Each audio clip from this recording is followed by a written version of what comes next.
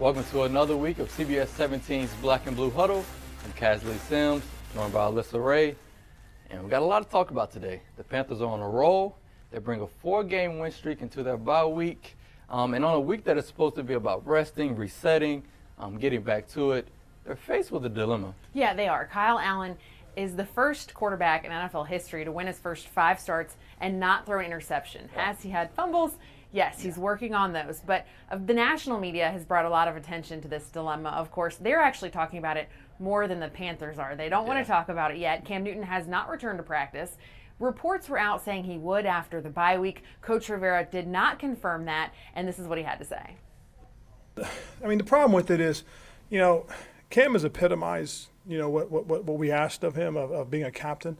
He's been there in support of his teammates. He's been around. And when we met, when we first got together and talked about this, we told him, hey, we're not going to put pressure on you. We're going to hold tight. We'll hold the fort down. Our guys will play.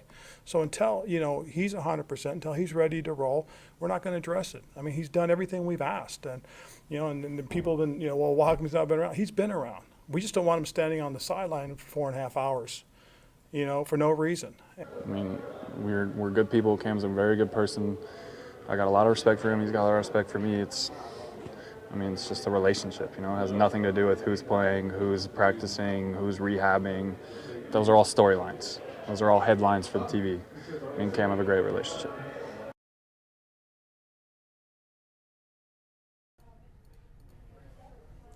Now, I'm a big fan of if it ain't broke, don't break it.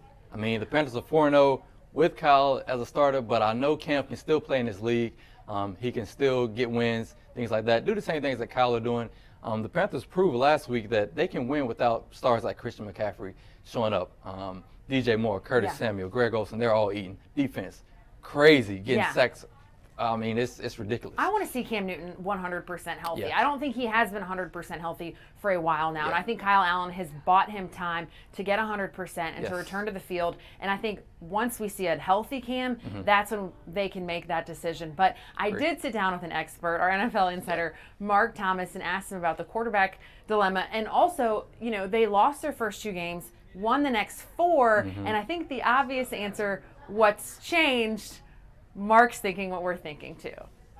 Kyle Allen. I mean, come on, let's be real about it. In the first 2 games, Cam Newton's quarterback in this team, and his foot's injured, but he's actually just not playing that well. If you think about it, Kyle Allen, 901 yards passing, 7 touchdowns, no interceptions, a 106.6 quarterback rating. Okay, well, what is the quarterback rating? We can go over the analysis of whatever it is.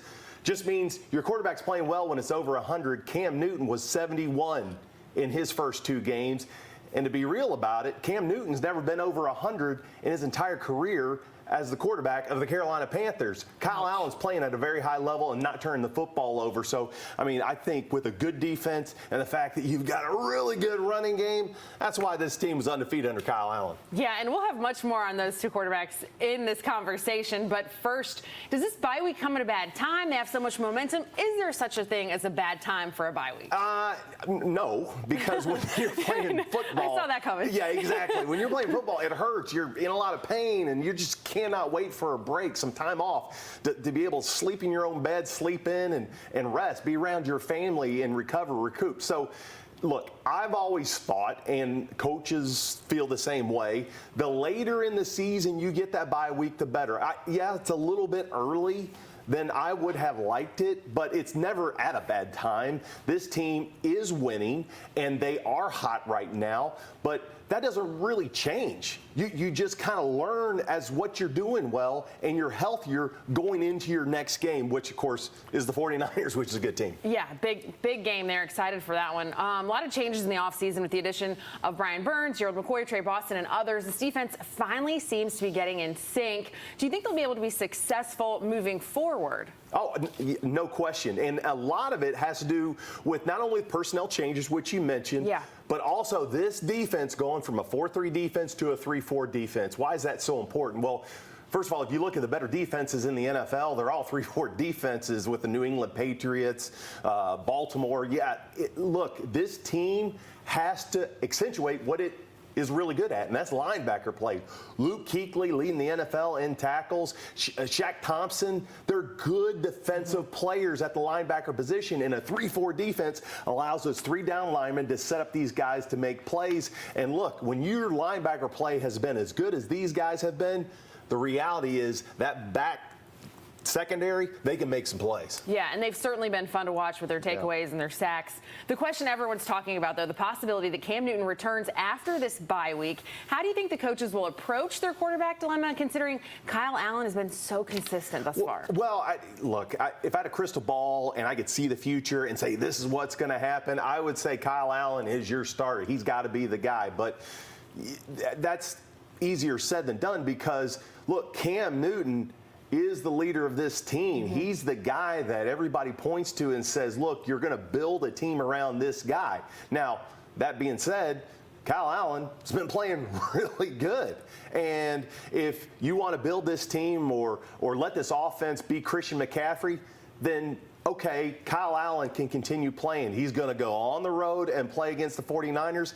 That's a difficult thing to do. Now, he did well against Arizona, but let's be honest, there's a big difference between the Arizona Cardinals and the San Francisco 49ers. So I think it's a difficult decision, but whatever they make will be the right decision. Yeah. And these guys are experienced.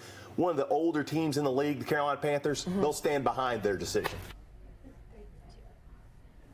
I'm wondering if Kyle Allen is the starter moving forward, if we'll see more 7 jerseys out in the tailgates, because there's a lot of Cam Newton jerseys, a lot of Kuechly, Olsen, McCaffrey.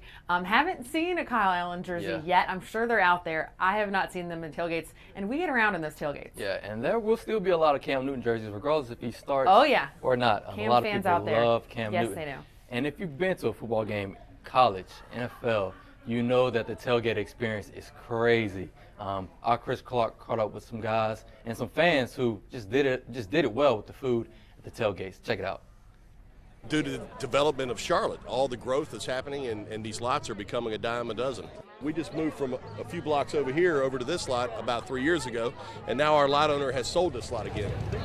We've got a great lot here. We've got a lot of people that have been here for a long time, and we have a good time. Okay, one of these. Like that. We have a good time because we have a few beers and we have a lot of good food and a lot of good family and friends. That makes it special. Somebody, boys, what's up, man? We've had a little bit of filet mignon. We've had some bratwurst, but the good news is all the fillets are gone. We had some mac and cheese, breakfast casseroles, and always North Carolina's favorite Krispy Kreme donuts. Tailgate every game. How long do you think you guys will keep this tradition up? As long as they'll have it, as long as they keep As long as the good Lord lets us wake up, we'll be here. Go Panthers. And I'm jealous that he got to go to that tailgate because that mac and cheese looked so good. Yes, it did. Well, we always talk about fantasy, and I come in here every week and say how terrible my fantasy team is, which it still is. How'd you do last week? I lost. I'm telling you, my team is tanking for Tua. They're terrible. I'm trying to get, I was actually close this time. Okay. It's getting better. But this is why I let Casley do the fantasy segment. Yeah, and as every week, 3 guys you should start, 3 guys you might want to sit on the bench. There's no Panthers on it this time because they're not why? playing. Yeah. They're not playing. Here we go.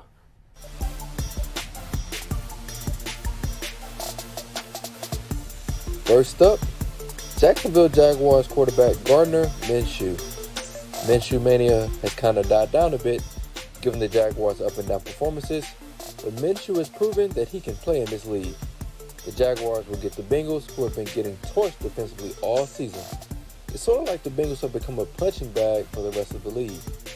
The Bengals' pass defense isn't as bad as their run defense, but this will help Minshew put up a solid fantasy line.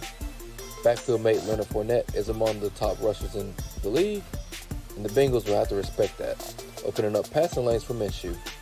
That's called complimentary football, and it will be on display Sunday when the Jags and Bengals clash. Next up, Tennessee Titans running back Derrick Henry.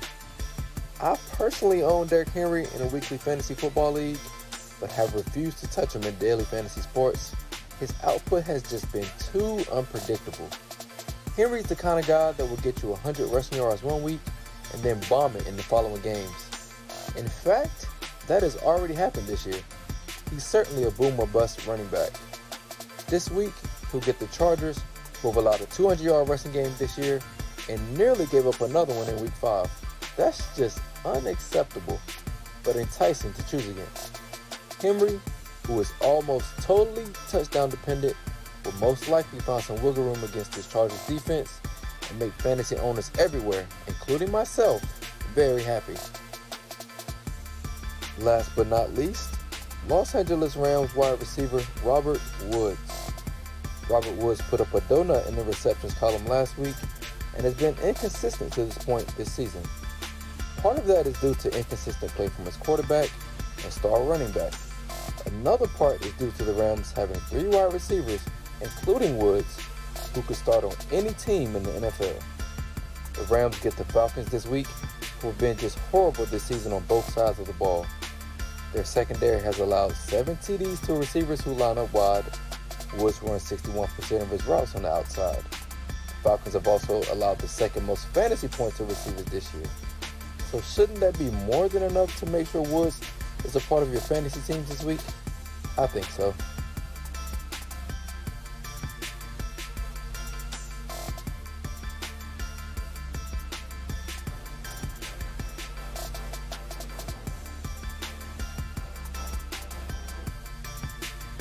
And I know some disappointed fantasy owners after Patrick Mahomes was injured last night with a dislocated kneecap. Yeah. I'm hearing he's out at least 3 weeks.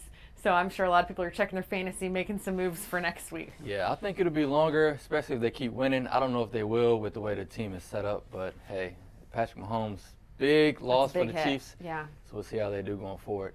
And again, for Black and Blue Huddle, I'm Cassidy Sims. Alyssa Ray. See you next week.